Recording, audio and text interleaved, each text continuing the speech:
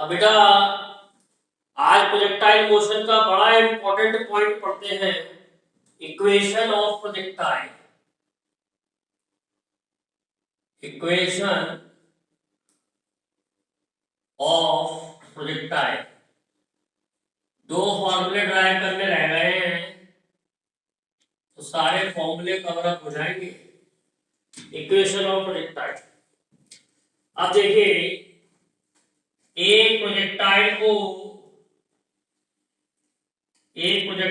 हमने u velocity से फेंका थीटा एंगल पर,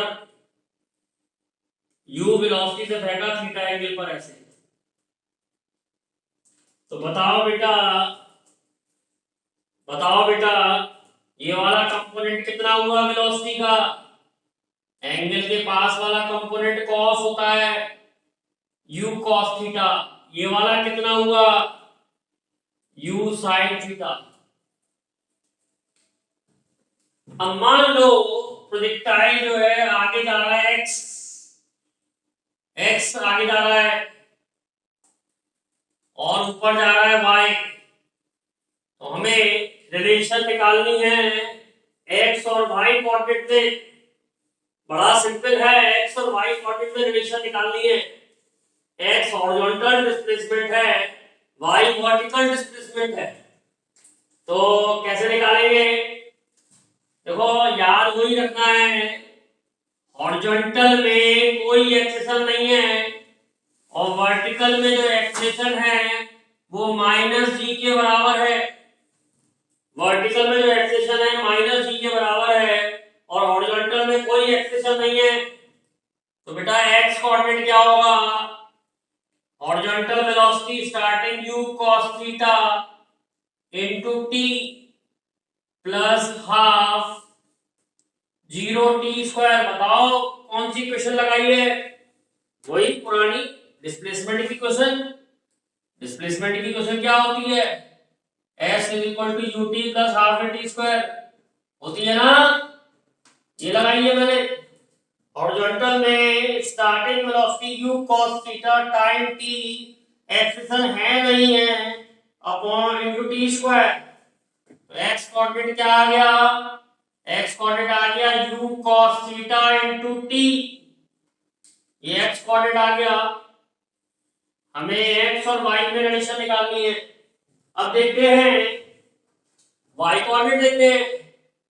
तो y डायरेक्शन में starting velocity u sin theta time t। बेटा एक्सेशन कितना है y डायरेक्शन का? Minus G T square. ये y कोऑर्डिनेट हो गया किसी भी समय पर। तो y कोऑर्डिनेट क्या आ गया? y कोऑर्डिनेट आ गया u sin theta into t minus half G T square. ये y कोऑर्डिनेट आ गया।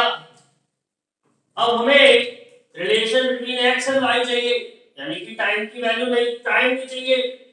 और टाइम का कितनी वैल्यू आ रही है?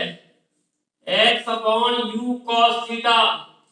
तो बहुत सिंपल है, टाइम की वैल्यू यहां रख दी मैंने, y is equal to u sin theta.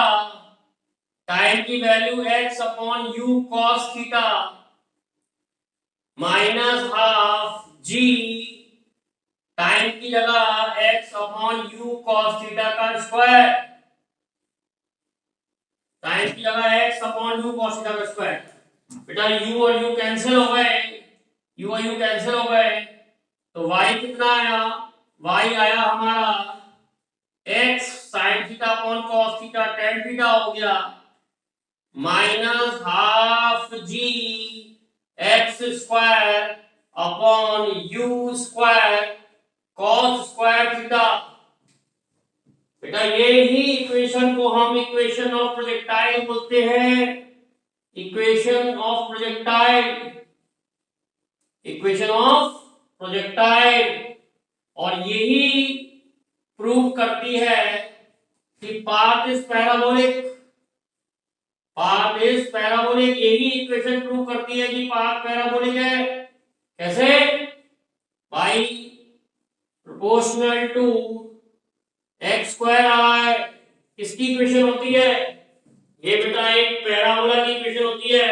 तो यहां से प्रूव हो रहा है कि पाथ जो है प्रोजेक्टाइल का वो कैसा होता है, पाथ जो है प्रोजेक्टाइल का बेटा पैराबोलिक होता है। तो इट्स वेरी सिंपल, एक बार और रिवाइज करा लेते हैं। ये u वेलोसिटी से फेंका थीटा एंगल से, horizontal component u cos theta, vertical component u sin theta. मान लो x डिस्टेंस आगे गया और y डिस्टेंस ऊपर गया प्रोजेक्टाइल। तो x डायरेक्शन में कोई फोर्स नहीं, कोई एक्सेशन नहीं, y डायरेक्शन में ग्रेविटी की फोर्स, ग्रेविटी की एक्सेशन। तो x कोऑर्डिनेट कैसे लिखोगे? डिस्प्लेसमेंट का फॉर्मूला लगा रहा हूं, s ut + ½ t²। तो x कोऑर्डिनेट कैसे लिखूंगा? Starting velocity u cos theta और एक्सेशन की वैल्यू 0 t²। तो ये आ गया x u cos theta t। तो टाइम की वैल्यू आ गई x u cos थीटा। बेटा y कोऑर्डिनेट कैसे निकालोगे? u sin theta starting velocity, time की value t, acceleration -g t²। तो ये आ गया y u sin theta t -12 g t²। अब टाइम हटाना है, टाइम कैसे हटेगा? x u cos theta. तो टाइम की value x u cos theta रख दी, -12 g x² u² cos² theta.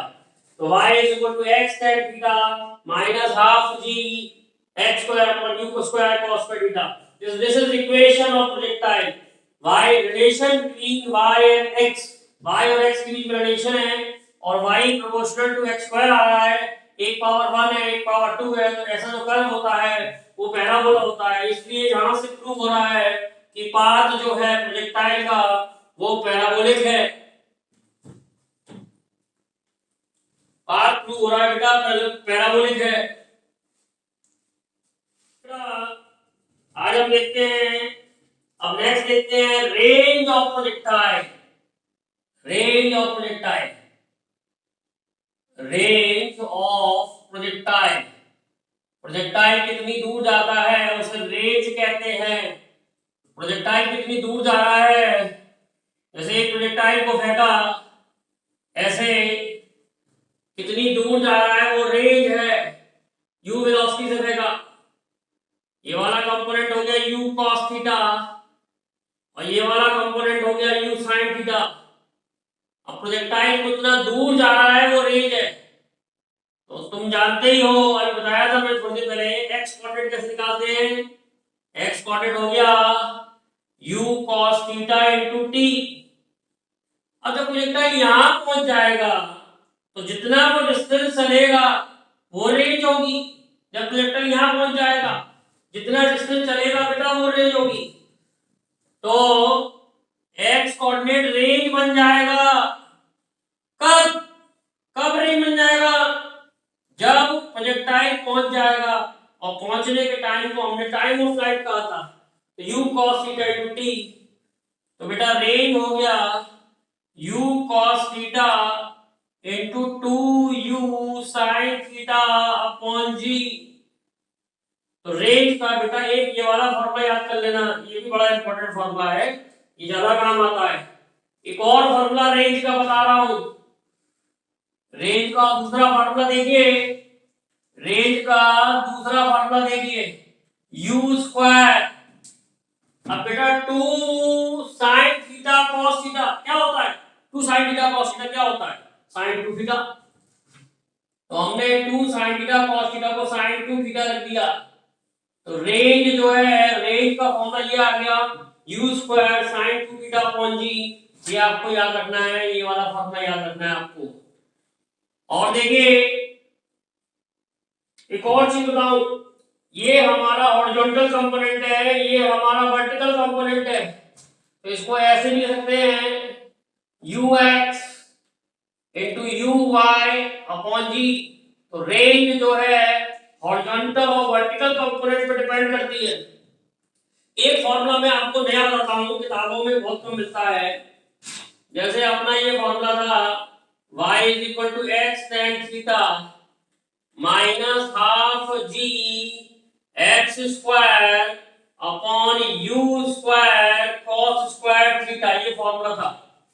तो मैं इसको tan थीटा से मल्टीप्लाई कर लूं, tan थीटा से डिवाइड कर लूं, शायद आपको कोई दिक्कत नहीं होनी चाहिए। कुछ नहीं करना है, tan थीटा से मल्टीप्लाई कर लेता हूं और tan थीटा से डिवाइड कर लेता हूं, कोई दिक्कत नहीं होनी चाहिए किसी को भी।